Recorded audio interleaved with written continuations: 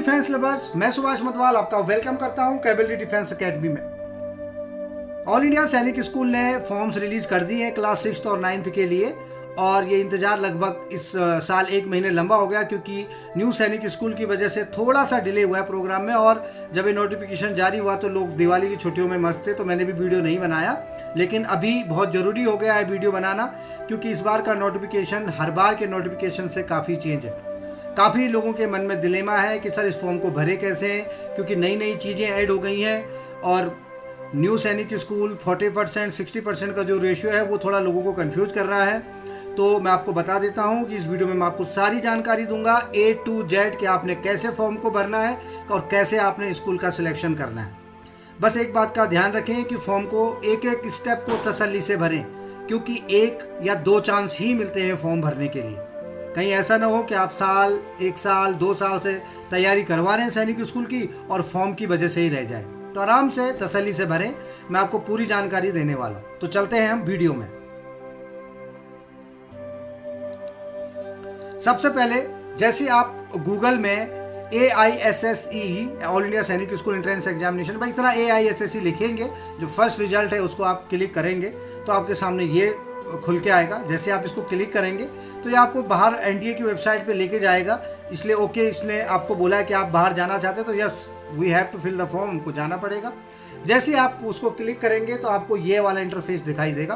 तो जो already registered candidates होते हैं उनको ये राइट साइड वाला कॉलम भरना है, लेकिन अभी आपने रजिस्ट्रेशन करना है तो आप न्यू रजिस्ट्रेशन पे क्लिक कर सकते हैं। हाँ, अगर किसी बच्चे ने पिछले साल एग्जाम दिया है और वो इस साल दोबारा एग्जाम देना चाहता है, क्योंकि उसकी डेट ऑफ बर्थ उसको अलाउ कर रही है, तो वो सीधा पिछले साल वाला डेटा डाल के साइन इन कर सकता है। ठीक है, अगर नहीं है तो आप न्यू रजिस्ट्रेशन पे क्लिक करेंगे। न्यू रजिस्ट्रेशन पे क्लिक करके आपको ये पूरी लंबी जानकारी मिलेगी। आपको यहाँ पे क्लिक करना है, क्लिक टू प्रोसीड करना है और आपके सामने ये वाला फॉर्म खुल के आ जाएगा। इस फॉर्म को आपने तसल्ली से भरना है। लेकिन इससे पहले मैं आपको दोबारा वापस ले जा रहा हूँ वहाँ पे, क्योंकि जो इस बार ज़्यादा इंपॉर्टेंट है, इस फॉर्म पे हम दोबारा आएंगे, वो है इस साल का नोटिफिकेशन। दोबारा से मैं इसको क्लिक करूँगा, दोबारा से मैं होम पेज पे आया हूँ, इसको ओके करूँगा, दोबारा से मैं वेबसाइट वही इंटरफेस खोल के आपको दिखाऊँगा। न्यू रजिस्ट्रेशन पे मैं क्लिक करूँगा। उसके बाद वो सारी जानकारी से पहले मैं डाउनलोड इन्फॉर्मेशन बुलेटिन को क्लिक करूँगा। जैसे ही मैं डाउनलोड इन्फॉर्मेशन बुलेटिन को क्लिक करूँगा तो मेरे सामने ये वाला इंटरफेस खुल के आएगा, जो कि एक इन्फॉर्मेशन वाउचर है NTA का। और NTA ने इसमें पूरी जानकारी तसल्ली से दे रखी है, क्योंकि इसीलिए जो वक्त लगा है, इस बार लेट हुआ है फॉर्म, तो यही रीज़न था कि ये सब तैयार करने में वक्त लगा है।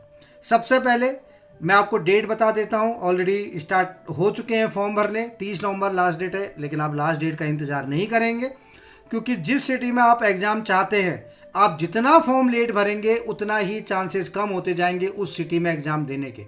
माना कि मुझे देहरादून में एग्ज़ाम देना है और मैंने फॉर्म बहुत लेट भरा है, तो देहरादून की अगर सीट ऑलरेडी फुल हो चुकी होंगी तो जो फिर वो दूसरा मैंने चॉइस भरा होगा मुझे वहाँ देगा।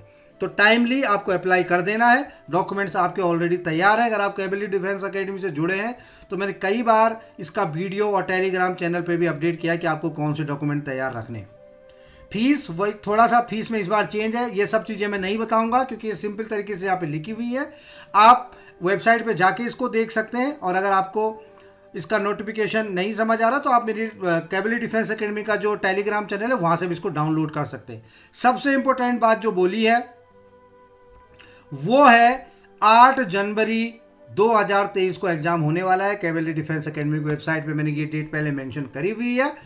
और अगर आपका गलती से कुछ फॉर्म में कोई गलती हो जाती है, आपको बाद में पता लगती है, तो उसके लिए विंडो ओपन होती है, वो 2 दिसंबर से 6 दिसंबर को खुलेगी।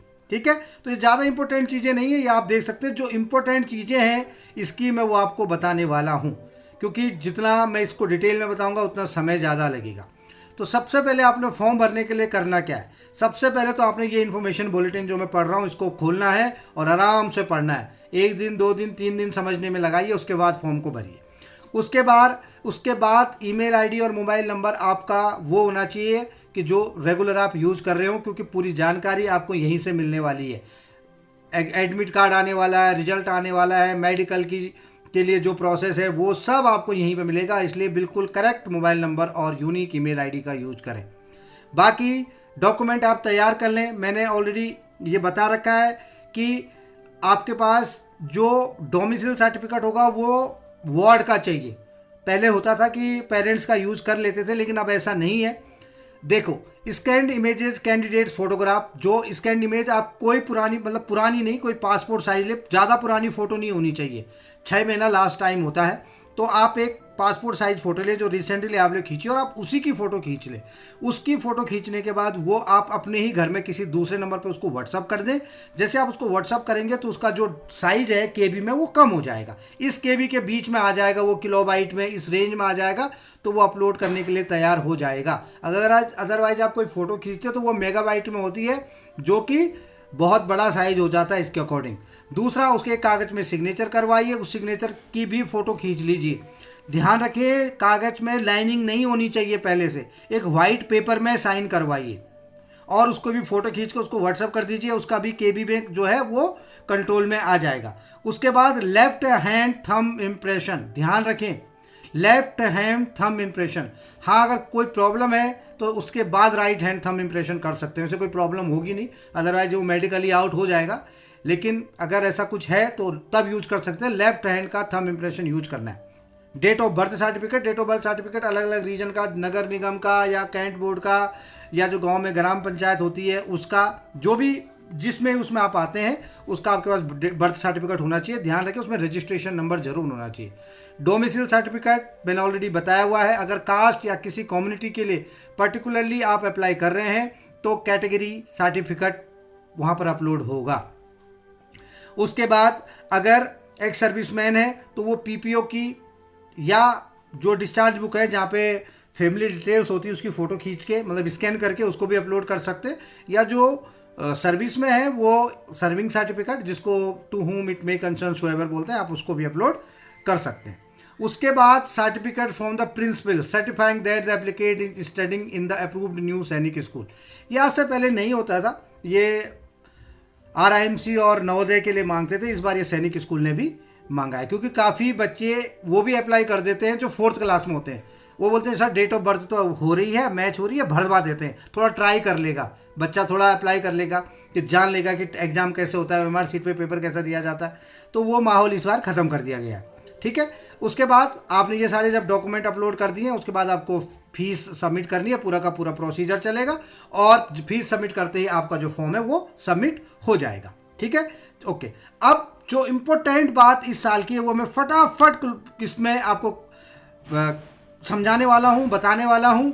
अगर फिर भी आपके मन में कोई डाउट है तो जो थंबनेल पे नंबर है या वीडियो में जो आपको नंबर फ्लैश हो रहा है, आप इस पर व्हाट्सअप करके या कॉल करके जानकारी ले सकते हैं। वर्किंग आवर्स में आप कॉल करेंगे तो आपको तुरंत समाधान मिल जाएगा, ठीक है। तो सबसे पहले यहाँ पर इंट्रोडक्शन NTA का है, जो नेशनल टेस्टिंग एजेंसी है, जो जनरली डिफेंस के एग्जाम करवाती ही है। और उसके बाद अब अगर अप्रूव्ड न्यू सैनिक स्कूल इस बार जो लॉन्च हुआ है वो ज़्यादा इंपॉर्टेंट है समझना। लेकिन उससे पहले आपने देखा होगा कि सैनिक स्कूल सोसाइटी की मैं बार बार बात करता रहता हूँ। तो सैनिक स्कूल सोसाइटी है जो वो 33 सैनिक स्कूल्स हैं पूरे इंडिया में, उनका एग्जामिनेशन कंडक्ट करवाती है और सारा का सारा रख रखाव यही करती है। लेकिन इस बार हम कुछ नए सैनिक स्कूल देख रहे हैं, उसको NSS, यानी जो पुराने स्कूल है, ध्यान रखें, SSS, जो नए सैनिक स्कूल है, न्यू सैनिक स्कूल NSS। अब आगे वीडियो में जब भी ये बात होगी तो जब भी SSS की बात होगी तो वह सैनिक स्कूल सोसाइटी की बात हो रही है, और जब भी NSS की बात होगी तो जो न्यू सैनिक स्कूल है अप्रूव्ड 100 सैनिक स्कूल जो लास्ट ईयर गवर्नमेंट ने बोला था उनकी बात हो रही है, ठीक है। अब इसमें आपने करना कैसे इसमें एडमिशन होना है ये समझना ज़्यादा ज़रूरी है। अब इन तीनों स्कूलों में आप अप्लाई कर सकते हैं। 3 टाइप के स्कूल होंगे। अब आप बोलेंगे सर 3 कैसे हुए, अभी तो SSS और NSS बोला। तो जो तीसरा टाइप है वो मैं आपको वीडियो में समझाता हूं। जो अप्रूव्ड न्यू सैनिक स्कूल है इसमें 2 कैटेगरी हैं, एक है 40% रूट और एक है 60% रूट। जो 40% रूट है, माना कि 33 स्कूल जो सैनिक स्कूल है, पहले उनको हम थोड़ा देर साइड में रखेंगे और हम बात करेंगे न्यू सैनिक स्कूल की, जो नए सैनिक स्कूल अप्रूव्ड हुए हैं। तो उसमें जो 40% रूट है, यानी कि जैसा AISSEE ऑल इंडिया सैनिक स्कूल एंट्रेंस एग्जामिनेशन का जो एग्जाम कंडक्ट होगा 8 जनवरी को, वो सारा का सारे बच्चे, चाहे वो न्यू सैनिक स्कूल में हो चाहे वो पुराने सैनिक स्कूल में हो, किसी में हो, सारे के सारे उस एग्जाम को क्वालिफाई करेंगे। उसके बाद ही आगे की बात बनेगी। अब 40% वो बच्चे होंगे, जैसे कि माना कि आप किसी सिटी में रहते हैं और आपके पास सामने उस सिटी में वो नया सैनिक स्कूल खुल चुका है जो न्यू सैनिक स्कूल में आता है, तो आप चाहते हैं कि मैं उस पर्टिकुलर स्कूल के लिए अप्लाई करूं, तो 40% कोटा है आपके लिए उस सैनिक स्कूल में। या ऐसा नहीं कि उस पर्टिकुलर, हो सकता है आप किसी दूसरी जगह करवाना चाहते हैं कहीं भी, तो 40% कोटा है उन बच्चों के लिए जो AISSE जो मेन सैनिक स्कूल में जिनका उसमें सिलेक्शन नहीं होता है, या वो बच्चे जो इन सैनिक स्कूल में जो कि नज़दीक है घर के, उनमें एडमिशन करवाना चाहते हैं।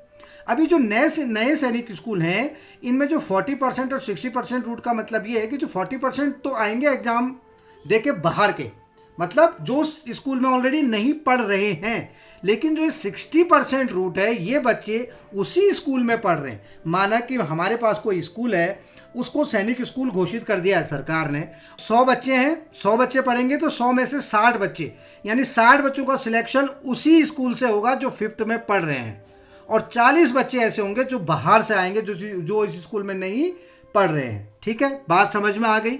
अब मतलब क्या है, अब ये भी हो सकता है कि इसका मतलब लोग सोचेंगे कि यार जो हमारा बच्चा ऑलरेडी इसी स्कूल में पढ़ रहा है, इसका मतलब उसका सिलेक्शन तो होना ही होना है। ऐसा बिल्कुल नहीं है, क्योंकि उसको भी AISSEE का एग्जाम देना ही पड़ेगा। जो उसमें क्वालिफाई होगा वही बच्चा एडमिशन लेगा। ऐसा नहीं है कि उस स्कूल में पढ़ रहा है तो बच्चे का सिलेक्शन हो जाएगा, नहीं। उस स्कूल में तो 400 बच्चे भी पढ़ सकते हैं, 500 बच्चे भी पढ़ सकते हैं। अभी मैंने बोला कि 200 बच्चे पढ़ रहे हैं तो इसका मतलब 120 बच्चे जाएंगे, नहीं। उनमें भी जो इस एग्जामिनेशन में रैंक अचीव करेगा, क्वालिफाई होगा, मेरिट लिस्ट के अकॉर्डिंग उसका एडमिशन होगा। अब मैंने एग्जाम माना कि मैंने जनवरी में 8 जनवरी को जो एग्ज़ाम हुआ वो दिया, तो मैं क्या करूँगा, मैं चाहता हूं कि भाई पहले जो 33 सैनिक स्कूल है मेरा वार्ड उस स्कूल में जाए, तो उस तरीके से फॉर्म को भरा जाएगा। पहले सैनिक स्कूल जो पुराने वाले हैं उनका, दूसरा अप्रूव्ड न्यू सैनिक स्कूल ये, और तीसरा अगर उस स्कूल में बच्चा पढ़ता है तो, अगर पढ़ता है तो उसके लिए हम अप्लाई करेंगे। अब देखो, सबसे पहले एडमिशन होगा कैसे, तीनों में, 6th में भी 9th में भी, 6th में भी 9th में भी, ठीक है। लेकिन अब एडमिशन होगा कैसे, 6th में और 9th में जो सैनिक स्कूल पुराने वाले हैं उनमें 6th और 9th 2 क्लासेस में होगा। लेकिन जो न्यू सैनिक स्कूल हैं, जहां पर मैंने आपको बोला 60% उस स्कूल के, 40% किसी दूसरे स्कूल के, वहां पर सिर्फ एडमिशन 6th में ही होगा।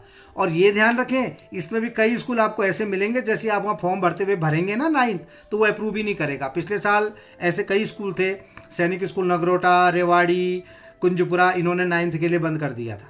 अब हो सकता है इस साल अभी फॉर्म भरते हुए देखेंगे तो पता चलेगा। ठीक है, एडमिशन प्रोसेस क्या है, एडमिशन प्रोसेस सबका एक ही है कि सब ने ऑल इंडिया सैनिक स्कूल एंट्रेंस एग्जामिनेशन पास करना है, क्वालिफाई करना है, उसके बाद बात बनेगी। अगर उस जो 33 सैनिक स्कूल है उसके लायक मार्क्स आ गए तो यहाँ जाएगा, इसके लायक मार्क्स आए तो यहाँ जाएगा, नहीं आए तो वहाँ जाएगा, और कहीं भी नहीं आए तो फिर कहानी कुछ और होगी। ठीक है, तो ये सारी चीज़ें आप पढ़ लेना, सबके लिए एक जैसी बातें हैं, कोई अलग से इसमें चीज़ नहीं है। एलिजिबिलिटी मैं बता देता हूँ, लोग यूट्यूब पे वीडियोस डालते हैं कि कैसे अपने बच्चे की एज कैलकुलेट करें। आपको एज कैलकुलेट करने के लिए कोई नहीं बोल रहा है। अगर आपका बच्चा क्लास 6 में एडमिशन ले रहा है, 1 अप्रैल 2011 से 31 मार्च 2013 के बीच उसकी डेट ऑफ बर्थ आती है, दोनों डेट ये भी काउंट है, तो वो एलिजिबल है। अगर इसमें नहीं आती है तो वो एलिजिबल नहीं है। ये क्लास 6 के लिए है। अगर क्लास 9 की मैं बात करूं तो 1 अप्रैल 2008 से 31 मार्च 2010 के बीच जिसकी डेट ऑफ बर्थ आती है वो एलिजिबल है, बाकी एलिजिबल नहीं है। ठीक है, तो ये सीधे आपको सामने दिखाई दे रहा है।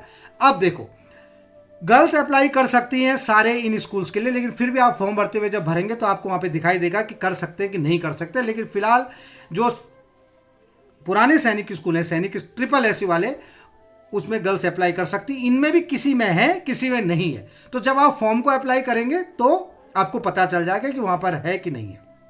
ओके, अब रिजर्वेशन की बात करते हैं। तो रिजर्वेशन जैसा चलता आ रहा है, आपका एबिलिटी डिफेंस अकेडमी में एक वीडियो है मैंने रिजर्वेशन का डाल रहा है, वहाँ पे जाएंगे, मैंने ऑलरेडी डाल रखा है, उसमें पूरा रिजर्वेशन आप अच्छे से समझ सकते हैं। प्रेजेंटेशन बना के मैंने समझा रखा है, डिस्क्रिप्शन बॉक्स में भी उसका लिंक है। उसके अलावा जो ये दोनों कैटेगरी है 40% और ये, इनमें कोई रिजर्वेशन का वो नहीं है। इसमें सीधी सीधी जो बात है, अगर वो क्वालिफाई होता है तो हो जाएगा, नहीं होता तो नहीं जाएगा। हालांकि डोमिसिल इसमें लागू होगा, लेकिन डोमिसिल सर्टिफिकेट शायद आपको नहीं चाहिए होगा। जब आप फॉर्म भरेंगे तो उस समय आप देख सकते हैं। लेकिन क्योंकि आपको ये भी अप्लाई करना है, क्योंकि मैं तो यही रिफर करूंगा कि भाई पहले प्रायोरिटी में आपको इसको भरना है, तो आपको डोमिसिल सर्टिफिकेट चाहिए ही चाहिए। ठीक है, जब आप ऑलरेडी इसके लिए कर रहे हैं तो इसके लिए कोई जरूरत नहीं है, क्योंकि ऑलरेडी इसके लिए कर दिया है। अब क्वेश्चन पेपर के मीडियम की मैं बात करूं, ये आप सारी चीज़ें पढ़ लेना, क्या क्वालिफाइंग, क्या रिक्वायरमेंट्स हैं, बहुत बड़ा वीडियो हो जाएगा, छोटी छोटी चीज़ें हैं। ठीक है, ये मुझे बताने की ज़रूरत नहीं है। हाँ, जो इंपॉर्टेंट बात है वो मैं आपको दोबारा एक बार बता देता हूं कि आप जब अप्लाई करेंगे तो अप्लाई फॉर सैनिक स्कूल ओनली, यानी जो 33 सैनिक स्कूल है उनके लिए कर रहे हैं। दूसरी चॉइस आपके पास होगी अप्लाई फॉर एनएसएस ओनली, यानी आप इसके लिए नहीं कर रहे हैं, आप सिर्फ जो नए सैनिक स्कूल बने किसी में भी हो जाए उसके लिए कर रहे हैं। लेकिन नहीं, आप बोल रहे हैं कि आपका वार्ड उसी स्कूल में पढ़ रहा है जो स्कूल अब सैनिक स्कूल बन चुका है, तो तब आप ये कैटेगरी भी सिलेक्ट कर सकते हैं। यानी एक साथ आप तीनों के लिए अप्लाई कर सकते हैं। तीनों के लिए आप तभी अप्लाई कर पाएंगे जब आपका वार्ड उस सैनिक स्कूल में पढ़ रहा है जो अब सैनिक स्कूल बन चुका है। जो पहले जनरल स्कूल था वो सैनिक स्कूल बन चुका है। अगर उसमें नहीं पढ़ रहा तो फिर आप इन दोनों के लिए अप्लाई कर सकते हैं। इन दोनों में या तो मेरिट में इसमें आ गया, नहीं तो जो 40% वाला रूट है वो यहाँ पर आ जाएगा। और अगर वो इसी स्कूल में पढ़ रहा है तो बहुत अच्छी बात है, फर्स्ट प्रियोरिटी ये वाला, सेकंड प्रियोरिटी ये वाला और थर्ड प्रियोरिटी ये वाला। ठीक है, चलो आगे बढ़ते हैं। आगे, एक candidate who is currently not studying. अब ये भी हो सकता है कि बच्चा उसमें नहीं पढ़ रहा, तो उसके लिए भी वही वाली बातें, ये आप समझ सकते हैं। बस मैंने आपको एक चीज़ बता दी है कि आपको जो फर्स्ट प्रियोरिटी होगी वो SSS सैनिक स्कूल होंगे, 3 जो 33 सैनिक स्कूल है। उसके बाद ये दोनों स्कूल में, अगर उसी स्कूल में बच्चा पढ़ रहा है, आपको लगता है कि वो अच्छा स्कूल है, तो आप उसी के लिए अप्लाई करवा सकते हैं। आपको लगता है नहीं मैं तो दूसरे स्कूल में भेजना चाहता हूँ, तो आप उस 40% रूट में उसको भर सकते हैं। ठीक है, तो ये था इसका पूरा का पूरा। जो लोग जिस चीज़ में कंफ्यूज हो रहे हैं, तो इसमें आपको बिल्कुल कंफ्यूज नहीं होना, बहुत सिंपल है। आप जैसे जैसे फॉर्म भरते रहेंगे आपको पता चलता रहेगा। इस पर मैंने पूरी प्रेजेंटेशन तैयार कर दी है, पूरा होमवर्क कर लिया है। हालांकि वीडियो बहुत बड़ा हो जाएगा, इसलिए मैं यहाँ पे सारी चीज़ें नहीं बता सकूँगा। लेकिन आप ध्यान रखें कि अगर इस पहले वाले सैनिक स्कूल में होता है तो आपको सीधा मेडिकल के लिए बुलाया जाएगा। लेकिन अगर जो दूसरे और तीसरे सैनिक स्कूल में होता है तो यहाँ पर ई काउंसलिंग होती है पहले, ये ध्यान रखें। ई काउंसलिंग के बाद ही आप वहाँ पर जा सकते हैं। तो ई काउंसलिंग के लिए आपको टाइम टू टाइम ये बताते रहेंगे। इसीलिए मैंने आपको बोला कि आपकी जो मेल आईडी है वो वैलिड होनी चाहिए, और आपका जो फ़ोन नंबर है वो भी आप रूटीन में होना चाहिए कि आप उसको यूज कर रहे हैं, क्योंकि मैसेजेस कभी भी आते हैं, बहुत कम टाइम मिलता है, 2 से 3 दिन का टाइम मिलता है आपको वहाँ पे रिपोर्ट करने के लिए। ठीक है, तो ये सारी चीज़ें मैंने यहाँ पे कवर कर दी हैं जो इंपॉर्टेंट थी। उसके अलावा ये बहुत सारी चीज़ें हैं जो इसमें दे रखी हैं। ये मुझे लगता है कि हर एक पेरेंट्स को, वार्ड को ये पढ़नी चाहिए, ताकि उससे रिलेटेड उनको जानकारी मिलती रहे। ठीक है, तो चलते हैं हम आगे। जो फॉर्म भरने का प्रोसीजर है, मैंने आपको दोबारा होम पेज पे लाया हूं। मैंने इसको ओके किया, ओके करने के बाद मैंने न्यू रजिस्ट्रेशन पे क्लिक किया। न्यू रजिस्ट्रेशन पे क्लिक करने के लिए बाद मैंने यहाँ पर क्लिक किया। यहाँ पे क्लिक करने के बाद मैंने प्रोसीड पे क्लिक किया। प्रोसीड पे क्लिक करने के बाद मेरे सामने ये फॉर्म आ गया, और ये फॉर्म आराम से तसल्ली से भरेंगे विदाउट एनी मिस्टेक्स। ध्यान रखें, जो आधार कार्ड में नाम है और जो बर्थ सर्टिफिकेट नाम है, चाहे पेरेंट्स का है चाहे वार्ड का, सबका एक जैसा, स्पेलिंग सेम, कोई गलती नहीं होनी चाहिए। ध्यान रखें, डेट ऑफ बर्थ मैच कर लें, नाम की स्पेलिंग मैच कर लें, और सारी चीज़ें भरने के बाद तसल्ली से इसको फॉर्म को भरें, सबमिट करें, फीस डिपॉजिट करें। फिर भी कोई प्रॉब्लम आती है तो मैंने आपको नंबर दिया है, मेल आईडी है, आप मेरे को मेल कर सकते हैं, कांटेक्ट कर सकते हैं और जानकारी हासिल कर सकते हैं। इसका एक और डेमोस्ट्रेशन का वीडियो आपके सामने जल्दी आ जाएगा। तो मिलते हैं नेक्स्ट वीडियो में। थैंक यू, जय हिंद।